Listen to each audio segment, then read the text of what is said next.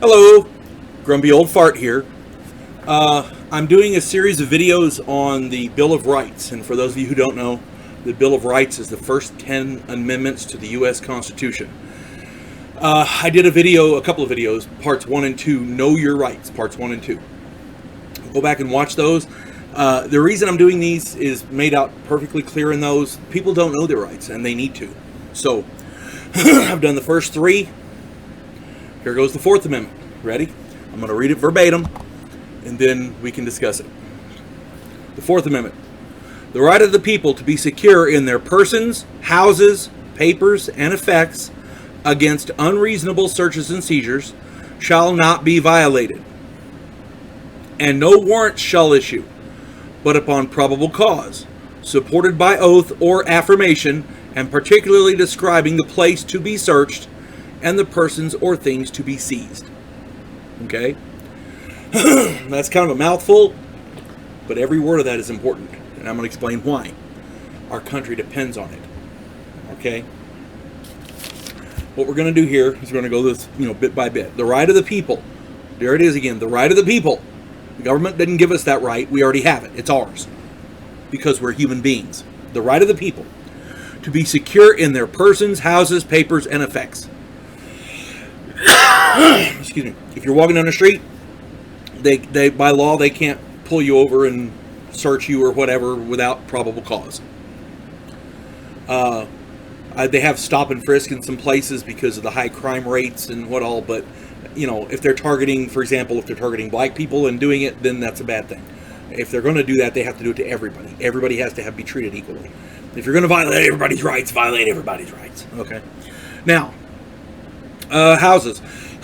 They can't come into your house and search without a warrant, and that warrant has to be specific. Okay. The bottom part of this says particularly describing the place to be searched and the persons or things to be seized. Okay. There have been cases where a search warrant was issued and the police go in and they find a ton of cocaine, bunch of hookers and whatever, illegal guns, whatever, and it all gets thrown out because the search warrant had the wrong address on it. Okay.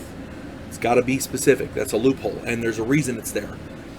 Because if it's not there, bad cops, and I'm not 99.9% of cops are good, but you always get those bad ones once in a while, and a bad cop can take a search warrant for next door from a year ago or whatever and finagle the date and whatever. Oh, look, I've got a search warrant. Let's go do your thing. Well, it's the wrong address. It doesn't matter. It's a search warrant. No, you can't do that. Papers. This sounds a little odd until you understand exactly what the British were doing at the time. They look up what's called the Stamp Act. What happened was, and this was a diabolical piece of legislation, the British were trying to raise currency, raise money, and they needed something else to tax. Because they were taxing every damn thing under the sun, they needed something else to tax. So what they did is they created a law that said that they could come into your house and search, and any scrap of paper that didn't have the king's seal on it, the king's stamp, was subject to taxing. So if you had a letter from your girlfriend or a letter from your mom or whatever, it didn't have the king's stamp on it, they could charge you for that. Sorry about that. Another phantom wind somewhere got the dogs to barking. Okay. Where was I? Okay, the Stamp Act. They could come in and anything that didn't have the king's seal on it was subject to taxation. And that was anything. A letter from your girlfriend, a letter from your mom, a letter you were writing, any piece of paper that didn't have the king's stamp. Boom. Okay. And your effects. Effects are anything you own. They're your personal possessions. It goes to personal ownership. Okay. I had a shed outside. If the cops want to search it, they have to have a warrant, and it has to name that shed specifically. Okay. So, unreasonable searches and seizures. Against unreasonable searches and seizures. Unreasonable searches and seizures are the crux of a lot of lawsuits. The former governor of Minnesota was going to fly up on a plane and commercially, and he was going through there, and they give the option nowadays with the TSA, they give you the option of the body scanner or the search. And he has a metal hip, so, and it always sets off the scanner, so he chose the body search. And he endured what he described as a sexual assault. So he immediately left, went and got a lawyer, and filed a Fourth Amendment lawsuit against the TSA. According to this former governor, the judge, and the federal judge in that case, said she did not have the authority to rule in that matter. So if a federal judge can't rule in a Fourth Amendment case, who can? It makes you wonder exactly who's over the TSA and what can't they do. You see, you heard of horror stories at the airport. Oh, they're searching Granny. They stripped her naked right there. You know. Well, you know what? There's some people have too much power.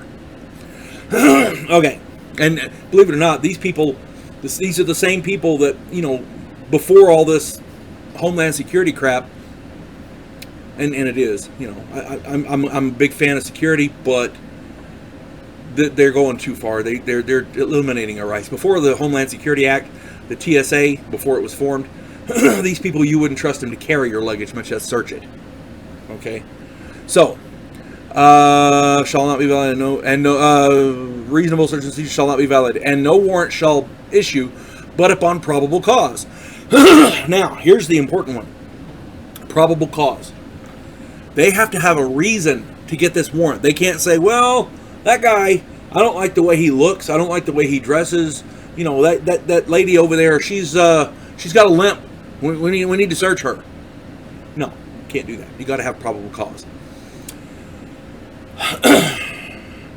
The Hillary Clinton presidential campaign paid a man named Steele, S-T-E-E-L-E. He's a former British intelligence operative, to invent a fake dossier so they could use it to go to a FISA judge. And if you don't know what a FISA judge is, look it up. To go to this FISA judge to get a warrant to eavesdrop on Donald Trump while he was running for president. That is the entire crux of the Mueller investigation and all this crap that our country has had to go through because of these idiot demon craps. Okay? Now, the Mueller report came out and said there was no Russian collusion or none of that stuff, so it should be over and done with. But it's not. They're still beating that dead horse. That horse is dead. It's nothing but bones, and they're still beating it. Okay? All because they faked probable cause. Okay? If the police come to your house and find 10 tons of cocaine, and they take you to jail, and the warrant they have is based on fake or imagined probable cause, they didn't have the proper probable cause to get that search warrant, the entire case gets thrown out. It's a loophole in our judicial system. Okay? Right now, William Barr is investigating the investigators in the Mueller situation, and hopefully there's some people going to be going to jail because a lot of people committed a lot of felonies in that situation, and not one of them was Trump. So let's just keep that in mind. Supported by oath or affirmation, which they did illegally. That dossier, they supported it, they signed off on it, boom. And particularly describing the place to be searched and the persons or things to be seized. They have to go after something specific. So I don't know what the law is now, but used to be if they pulled you over for a traffic violation, a speeding ticket or whatever, and they found a bunch of cocaine in your car, they couldn't act on it. Now I think now they can. I mean, I'm not advocating any of that, but I'm just saying the laws are specific about that for a reason. If they come to your house with a search warrant and the address is wrong, can't do it. You have to go back and get another search warrant. If they're searching your house and the warrant specifies just your house, and in the back shed you've got 10 tons of cocaine, guess what? They can't do it. It's got to be that particular house. Now, Again, I don't know the legalities of this specifically, so don't quote me on that. But, do some research, do your own research.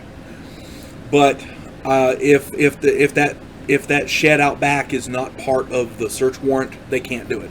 That's my understanding of it.